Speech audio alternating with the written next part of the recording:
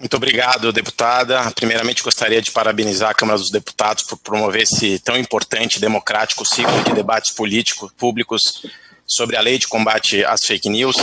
Também agradecer pelo honroso convite em nome dos ilustres deputados Felipe Rigoni, Ângela Min, Orlando Silva, para estar aqui hoje contribuindo com o tema, bem como cumprimentar meus colegas painelistas. Por fim, também saudar a deputada Tabata Amaral pelos trabalhos no assunto, assim como a audiência do seminário. Eu tenho o privilégio de atuar e lecionar sobre direito digital desde 2004, me debrucei sobre uma parte do que estamos discutindo aqui no meu mestrado, sobre soluções alternativas de conflitos em plataformas, em 2016. Deputado Rigoni, deputada Min, deputado Orlando Silva e demais deputados, sopesar os limites da liberdade de expressão e a desinformação é uma tarefa permanentemente complexa e demanda um contínuo esforço da comunidade jurídica brasileira. Porém, não há como abdicarmos esforços nesta direção, maiormente considerando o momento atual, diante da criticidade da pauta. Em uma democracia, um dos pilares para os processos de tomada de decisão é justamente a transparência em relação aos critérios utilizados pelo decisor. A ciência do cidadão sobre quais foram os critérios decisórios é uma garantia contra o arbítrio e a seletividade. É um instrumento poderoso para a fiscalização da coerência de nossas instituições, sejam elas públicas ou privadas. E na medida em que as plataformas atingiram um nível em que são praticamente a infraestrutura pública de comunicação da sociedade, ou seja, são meios de comunicação em massa, há um interesse público em exigir delas uma absoluta transparência nos critérios de decisão, pois eles afetam a forma como a esfera pública agora é constituída.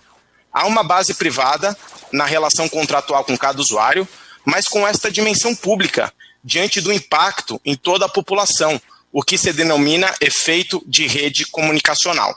Assim, todas as decisões das plataformas devem ser fundamentadas e transparentes. Da mesma forma que as plataformas potencializam a liberdade de expressão, elas também a restringem. Nesse sentido, há inúmeras medidas coerentes para mitigar os efeitos maléficos da desinformação, como a limitação de alcance para algumas publicações mediante fact-checking e calibragem de algoritmos, a vedação de utilização de contas inautênticas ou automatizadas para práticas nocivas, a disponibilização de ferramentas de aviso sobre a sensibilidade de conteúdos publicados, modelos transparentes de moderação de conteúdo com regras específicas a respeito de remoção, expondo os critérios utilizados, dentre outras.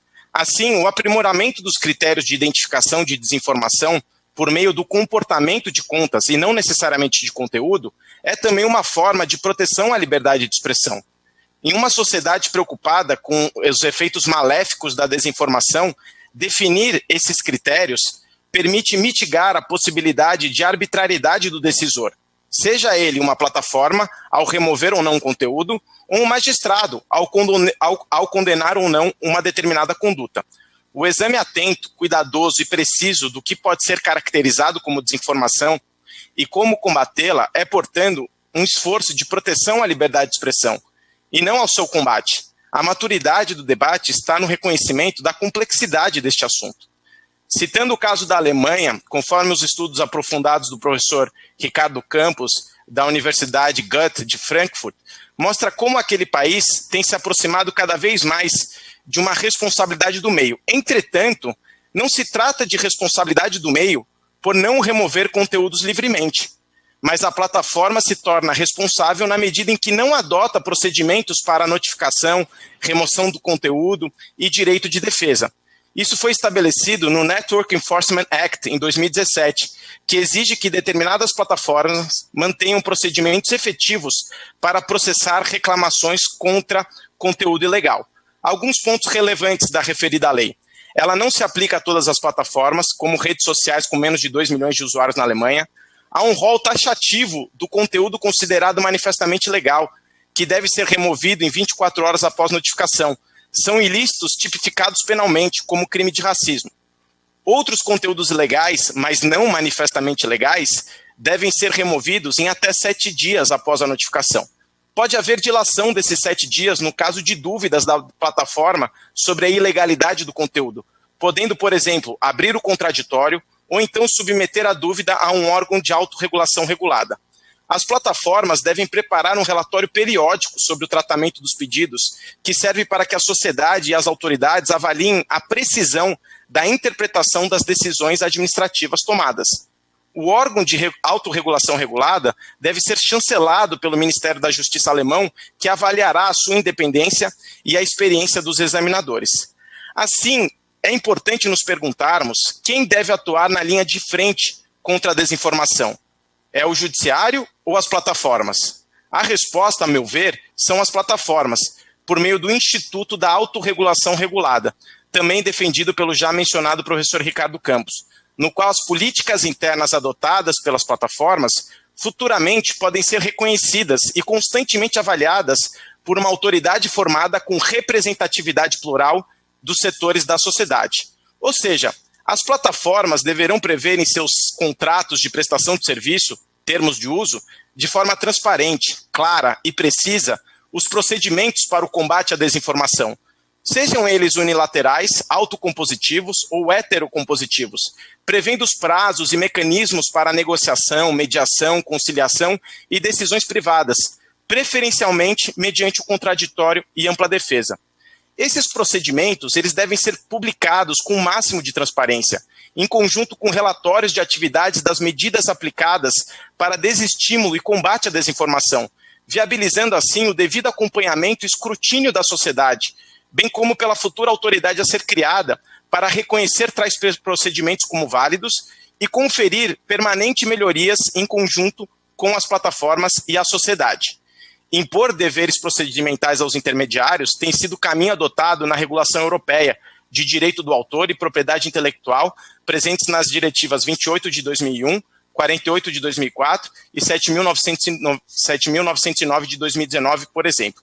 Reitera-se aqui, o judiciário não deve ser a porta de entrada para a resolução dessas controvérsias, mas sim, quando instado, um observador garantidor da constitucionalidade e legalidade dos padrões de solução de controvérsias das plataformas. Deputado Rigoni, deputada Amin, deputado Orlando Silva e demais deputados. Diante desse contexto todo, eu defendo que a futura lei de combate às fake news ela seja híbrida. E aqui eu explico. 1.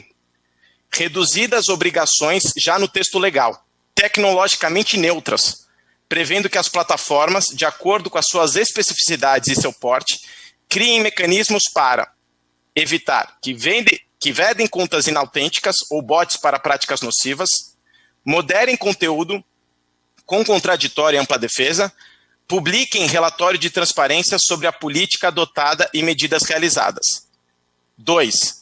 A lei crie o mecanismo da autorregulação regulada, em que as plataformas, de acordo com as suas especificidades e seu porte, adotem políticas internas com regras claras e transparentes, como as previstas no primeiro ponto que eu citei, bem como acerca de fact-checking para a calibragem dos algoritmos visando o desestímulo à propagação em massa e vedação do impulsionamento por meio de publicidade paga, das medidas técnicas para detectar fraude, da confirmação de identificação dos usuários em caso de denúncias por desrespeito às suas políticas. B. Ainda dentro da autorregulação regulada, se cria uma autoridade multissetorial para 1. Atualizar de forma permanente códigos de conduta para as plataformas, 2. Reconhecer as políticas adotadas pelas plataformas e 3. Avaliar os relatórios de transparência das plataformas. 3. Por fim, a lei deve dispor sobre novos tipos penais para quem financia a desinformação, não para punir o indivíduo que compartilha a notícia falsa, mas sim para punir a dinâmica da escala industrial dolosa da desinformação. Isso passa inexoravelmente por tipos penais que foquem no financiamento da desinformação. Para concluir, eu penso que esse hibridismo que defendo pode trazer o equilíbrio necessário na futura legislação, ao prever poucas, mas necessárias obrigações junto às plataformas já em seu texto, tecnologicamente... Perfeito, já estou terminando, obrigado. Vou reiterar aqui esse ponto. Esse hibridismo deve prever, primeiro, poucas, mas necessárias obrigações junto às plataformas já em seu texto. Essas obrigações devem ser tecnologicamente neutras, deixando o restante para o instrumento da autorregulação regulada, que é um mecanismo jurídico utilizado em larga escala para âmbitos tecnológicos, além de prever novos tipos penais, diferenciando um plano individual do plano da escala industrial gerida por financiamentos intransparentes de impulsionamento, garantindo assim uma esfera pública saudável e plural, na qual a liberdade de expressão tem sua maior manifestação. Muito obrigado a todos e fico à disposição para os debates. Muito obrigado, deputada Ângela. E já respondendo diretamente a sua questão, é crucial, talvez essa seja a principal resposta. Desde o Marco Civil da Internet, lá em 2014, muita gente se esquece, mas inclusive o Marco Civil da Internet prevê essa parte toda da educação relacionada ao uso ético, responsável das mídias digitais. Então, a senhora colocou aqui um ponto que é muito relevante, muito obrigado por isso, porque a gente foi se pautando aqui na questão da moderação, mas talvez a gente tenha se esquecido desta principal questão. Uma vez que as pessoas são bem informadas, muitas vezes... É o vício de filha de professora de formação educacional. Perfeito. Então, parte do meu tempo eu gostaria de dizer que eu concordo 100% com a senhora. Esse é o primeiro ponto, é fundamental. Eu gostaria agora de passar a resposta de cada um dos deputados, falando um pouquinho com o deputado Nereu. Deputado, aquele artigo 5º inciso 4º da Constituição Federal, que fala sobre a liberdade de expressão mais velha do anonimato, não significa que o anonimato não pode ser utilizado, muito pelo contrário, o anonimato ele é uma ferramenta de liberdade de expressão. Mas, claro, encontra-se limites. A partir do momento em que se extrapola a liberdade de expressão e fere outros direitos, direitos de terceiros, a pessoa ela precisa ser identificável para ser punível, conforme a legislação.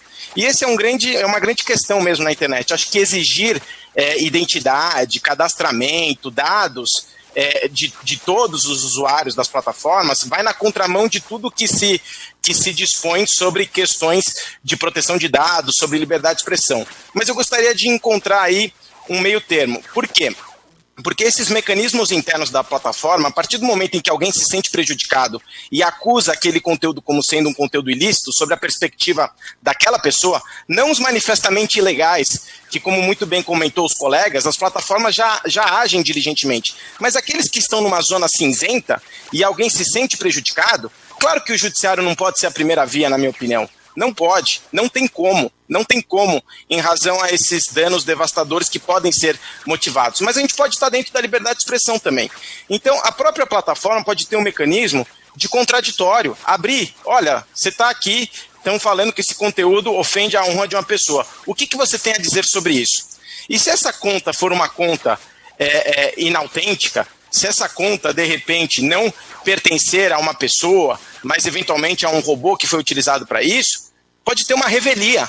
Ou seja, a pessoa pode nem responder aquilo, não defender a liberdade de expressão. Nesse sentido, de repente, havendo uma revelia, a plataforma vai ter mais condições dentro dessa moderação de tomar uma decisão, seja pela manutenção daquele conteúdo ou seja pela exclusão relacionada à revelia.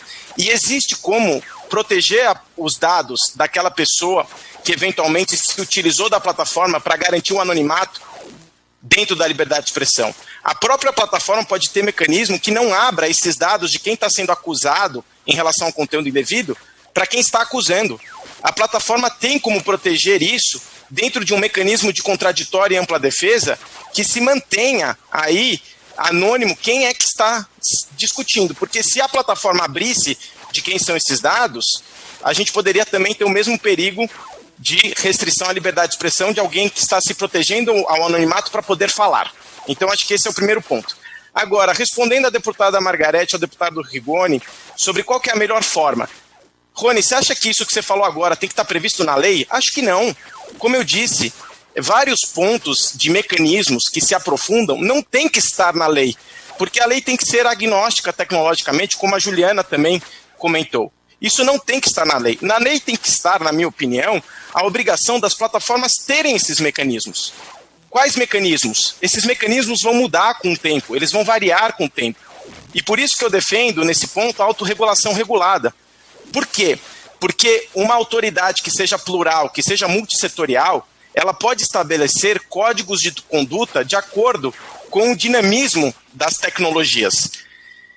E nesse sentido, as respectivas plataformas, elas podem se adequar a esses respectivos códigos de conduta.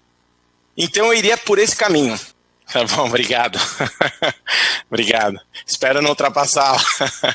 Eu estava me preparando para esse debate aqui com esses colegas mais do que especialistas, que eu tenho muita admiração, deputado Rigoni. E aí eu comecei a me fazer essa pergunta novamente, né? Como se debruçar sobre o comportamento das contas sem checar conteúdo, né?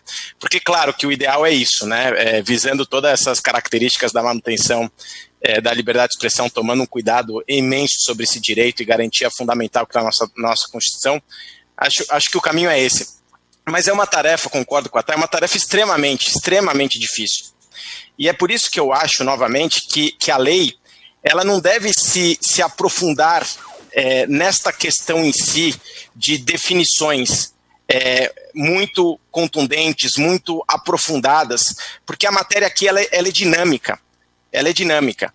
Eu deixaria, novamente gostaria de comentar isso, eu deixaria para a lei obrigações muito pontuais em relação a contas inautênticas, em relação à obrigação de moderação de conteúdo, preferencialmente com contraditório e ampla defesa, que isso seja feito de forma eficiente, mas sem se aprofundar em quais são esses mecanismos.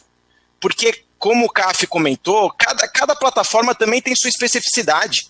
A gente pode ter algo aí muito contundente negativamente se a gente se aprofundar nessa questão na própria lei. E um outro ponto que eu gostaria de comentar é sobre a importância de prever a obrigação de relatórios de transparência. Relatórios de transparência sobre esses mecanismos e sobre quais decisões estão sendo tomadas faz com que a sociedade possa se debruçar sobre o que as plataformas estão fazendo.